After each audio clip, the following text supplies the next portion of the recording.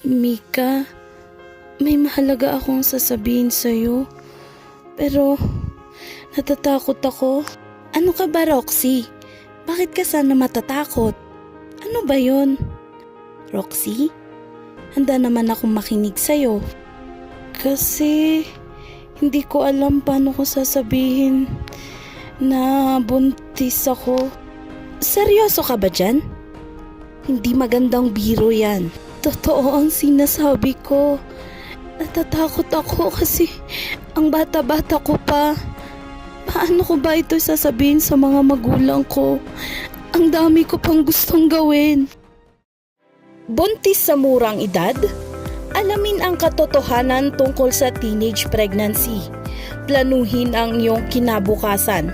Magkaroon na responsableng pag-uugali at makipag-usap sa iyong magulang o tagapag-alaga. Mga kabataan, ang maagang pagbubuntis ay hindi biro. Alamin ang tama at magdesisyon ng may kaalaman.